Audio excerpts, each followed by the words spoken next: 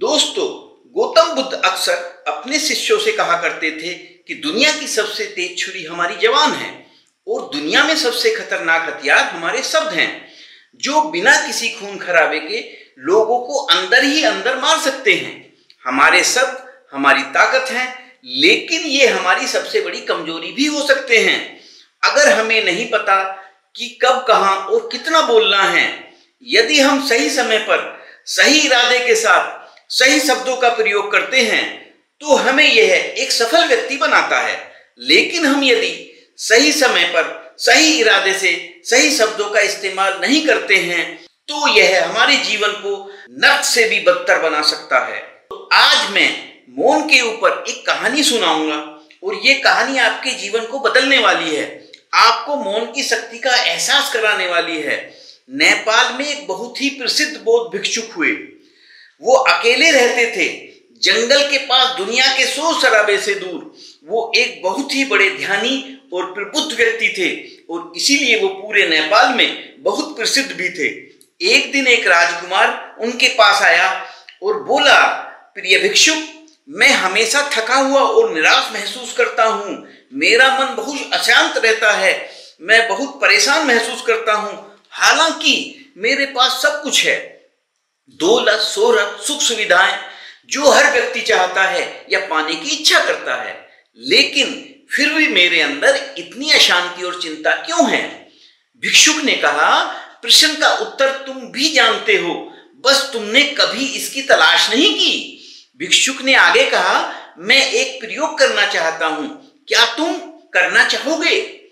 इस प्रयोग के बाद तुम्हारे जीवन में किसी भी तरह की अशांति और चिंता नहीं रहेगी। यह सब सुनकर राजकुमार बहुत हैरान हुआ। उसने भिक्षुक से कहा, बताइए मुझे क्या करना है? अपने मन की शांति के लिए मैं कुछ भी करने को तैयार हूं। भिक्षुक ने एकदम शांत स्वर में उत्तर दिया, अगले 10 दिनों तक तुम मेरे आश्रम में रहोगे और एक सामान्य व्यक्ति की तरह अपना जीवन व्यतीत करोगे और इन 10 दिनों तक तुम एकांत में अकेले मौन बैठे रहोगे, जितना हो सके कम बोलोगे। राजकुमार भिक्षुक की बात से सहमत हो गया। पहले दिन राजकुमार को लगा कि उसका मन सामान्य से अधिक अशांत और विचलित है। उसके मन में तरह तरह के प्रश्न उठ रहे थे और वह आम लोगों की तरह जीवन जीने में असहज महसूस कर रहा था। उसे अंदर से बोलने की प्रबल इच्छा उठ रही थी, लेकिन वह मौन रहा। उसने कुछ भी नहीं कहा, एक शब्द भी नहीं बोला, बस वह चुपचाप बैठा रहा। लेकिन रात होते होते उसे अंदर ही अंदर शांति का अनुभव होने लगा। उसके लिए यह अनुभव बड़ा अजीब था। वह खुद से पूछ रहा था कि वह अंदर ही अंदर खुशी क्यों महसूस कर रहा है और उसकी आंतरिक बेचैनी और चिंता कम क्यों होने लगी है। अगले दिन राजकुमार एकांत में चुपचाप बैठा प्रकृति को निहार रहा था। पौधों को, फूलों को, आकाश में उड़ रहे पक्षियों को वह अपने जीवन में पहली बार महसूस कर रहा था कि उसके आसपास की प्रकृति कितनी अद्भुत है। वह दिन भर प्रकृति की सुंदरता को देखता और उसकी शक्ति को महसूस करता। इस तरह से एक हफ्ता बीत गया और अब तक उसके मन की सारी बेचैनी, सारी हलचल, सारी उथल पुथल, सारा तनाव एकदम गायब हो गया था।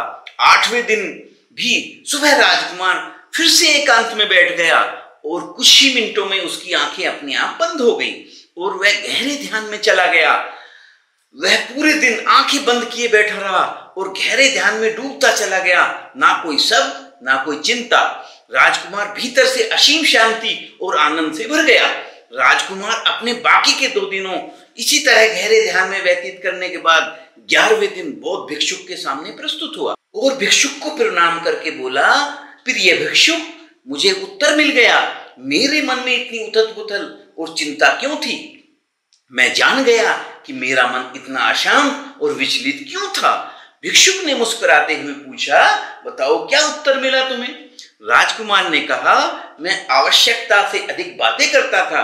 मैं किसी पर भी अपने शब्द और अपनी ऊर्जा व्यर्थ करता था। मैं दिन भर अपने लोगों से बातें करता रहता था, फिर उन्हीं के बारे में अकेले सोचता रहता था और ज्यादातर समय नकारात्मक ही सोचता। इस तरह मैं अपना समय बर्बाद कर रहा था। ज्यादा बोलने और नकारात्मक सोचने की वजह से मेरा मन अशांत और बेचैन हो गया था। इस वजह से मैं किसी भी चीज पर ठीक से काम नहीं कर पा रहा था, जिससे फिर मैं लगभग हर काम में असफल होने लगा। और फिर इन लगातार मिलने वाली असफलताओं की वजह से मैं और भी उदास और चिड़चिड़ा हो गया और इसने मेरे जीवन को नष्ट कर दिया। लेकिन ये 10 दिन पूरी तरह से अलग थे। अब मुझे ऐसा लग रहा है कि मैं अपना जीवन पूरी तरह से जी रहा हूं, लेकिन इससे पहले मैं अपना जीवन गलत तरीके से जी रहा था। और मैंने यह भी सीखा कि हमें सिर्फ ध्यान करने की जरूरत नहीं है, ध्यान अपने आप ही होता है जब हम स्थिर, शांत और मौन होते हैं। ध्यान के पिछले कुछ दिनों के दौरान मैंने जो पहली चीज सीखी है वो यह है कि मनुष्य के जीवन की सबसे महत्वपूर्ण घटना स्वयं को जानना है। यह सुनकर बौद्ध भिक्षुक ने कहा, सिर्फ तुम ही नहीं, दुनिया में ज्यादातर लोग जरूरत से ज्यादा बोलते हैं। आज भी लोग ज्यादातर समय केवल एक दूसरे को नीचा दिखाने के लिए ही बोलते हैं। कुछ लोग ना चाहते हुए भी बातें करते हैं और अपना जीवन बर्बाद कर लेते हैं। भिक्षुक ने राजकुमार को मौन का महत्व समझाते हुए कहा, एक बार गौतम बुद्ध के शिष्यों ने गौतम बुद्ध से पूछा, प्रिय बुद्ध, आप ज्यादातर समय चुप क्यों रहते हैं? बुद्ध ने कहा, क्योंकि मौन में मैं अपने शरीर के भीतर अनंत शांति की गहराइयों में होता हूं। मौन अपने भीतर उतरने की पहली सीढ़ी है। मौन के बिना स्वयं को जानना असंभव है। स्वयं को जानने और समझने का पहला नियम है कि मौन हो जाओ, उतना ही बोलो जितना अत्यंत आवश्यक हो। जिसके बिना काम चल जाता हो उसे छोड़ दो, उसे मत बोलो और तुम अचानक पाओगे कि 90% से ज्यादा तो व्यर्थ का है। ना बोलते तो कोई नुकसान ना होता, बोल के ही गलती कर दी। दुनिया की 90% मुसीबतें कम हो जाएं अगर लोग थोड़ा चुप रहेंगे। झगड़े फसाद कम हो जाएंगे, उपद्रव कम हो जाएंगे, अदालतें कम हो जाएंगी अगर लोग थोड़ा चुप रहना सीख लें। संसार की बहुत सारी समस्याएं, बहुत सारा उपद्रव सिर्फ बोलने से पैदा होते हैं। सारी बात मौन सीखने की है। जब तुम नहीं बोलते, तुम एकांत में अकेले हो गए, भरे बाजार में भी भीड़ में खड़े हो, नहीं बोलते, हिमालय के शिखर पर पहुंच गए। जिसने मौन की कला जान ली वो भीड़ में भी अकेले होने की कला जान लेता है। वह अपने भीतर ही डुबकी लगाने लगता है। एकांत में तो आदमी स्वयं में है, दूसरे की उपस्थिति में ही बेचैनी पैदा होती है। पहले तो मौन को साधो, पहले अपनी ऊर्जा को मौन में उतरने दो, गहराने दो मौन को, और उस स्थिति में पहुंचो कि बोलते ही लगे बेईमानी हो गई। जब दूसरों की मौजूदगी से तुम ऊब जाओ, परेशान हो जाओ, तो उचित है आंख बंद कर लो, अपने आप में खो जाओ। वहां से तुम ताजगी पाओगे, क्योंकि तुम्हारे जीवन का स्रोत भी उसी में छिपा है। वो चीज दूसरे में नहीं है जो तुम्हारे भीतर है। तुम्हारी जड़ें तुम्हारे भीतर हैं। आखिर कौन तुम्हें तुम्हारे भीतर लेकर जाएगा? कोई भी नहीं, तुम्हें स्वयं ही अपने भीतर उतरना पड़ेगा। इसलिए अपने भीतर जाओ, वही परम राज है जीवन का, वही स्रोत है आनंद का। वहीं से जन्म हुआ है, वहीं मौत में डूब जाओगे। वहीं तुम्हारा सूर्य उगा है, वहीं से अस्त होगा। उसमें बार बार डुबकी लो। जब भी तुम डुबकी लगा के लौटोगे, वहां से तुम पाओगे फिर ताजे हुए, फिर जीवन की नई संपदा मिली, फिर नई शक्ति का जन्म हुआ। थकान गई, उदासी गई, चिंता गई। जैसे कोई स्नान करके लौटता है तो शरीर शीतल हो जाता है, शांत हो जाता है। ऐसे ही जब कोई भीतर से होकर वापस आता है, मौन में स्नान करके लौटता है, तो समस्त अस्तित्व, समस्त व्यक्तित्व शांत और मौन हो जाता है, आनंदित हो जाता है। जब तुम आंतरिक मौन की उस पराकाष्ठा पर पहुंच जाओगे, तब तुम पाओगे कि बोलने से भी तुम्हारा मौन खंडित नहीं होता, वह बना रहता है। उसकी एक अंतर्धारा लगातार तुम्हारे भीतर बहती रहती है।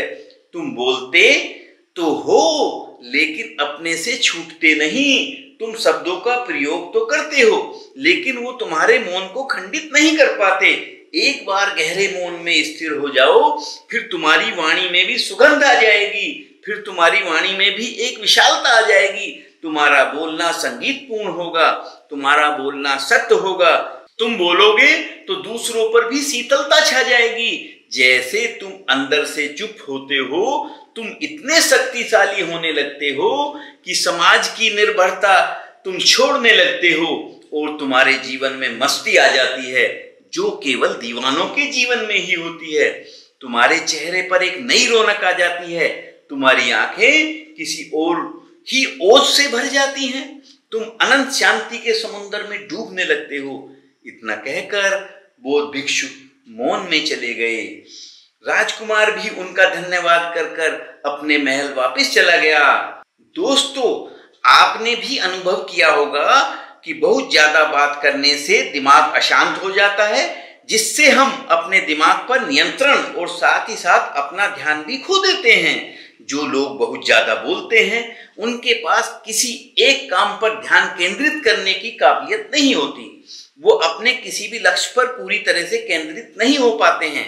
अगर हम केंद्रित नहीं हैं तो जीवन की सच्चाई को समझ नहीं पाएंगे और ना ही कभी मनचाही सफलता हासिल कर पाएंगे।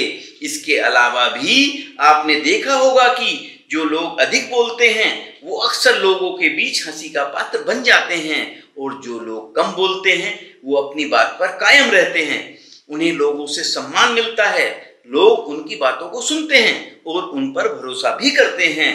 जो लोग जरूरत से अधिक बोलते हैं और अपने विचारों के बारे में पक्के नहीं होते, उनका दिमाग अस्थिर और विचलित रहता है, शोर से भरा रहता है, और एक अशांत दिमाग वाला व्यक्ति जीवन में किसी भी चीज में सफल नहीं हो पाता, क्योंकि वह किसी भी काम में फोकस नहीं कर पाता। यदि किसी व्यक्ति को पता है कि उसे कब और कहां और क्या बोलना है, तो वह व्यक्ति सच में बहुत बुद्धिमान है, और ऐसा व्यक्ति जहां भी जाता है उसका व्यक्तित्व आकर्षण का केंद्र बन जाता है, और वह जो भी कुछ करता है उसमें सफल होता है।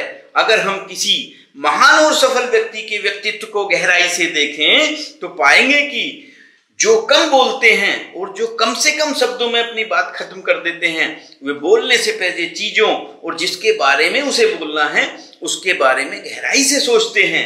लेकिन जो लोग बहुत ज्यादा बोलते हैं, बहुत बार वो झूठ ही बोलते हैं और अपनी बातों से दूसरों के मन और विचारों पर कचरा ही डालते हैं।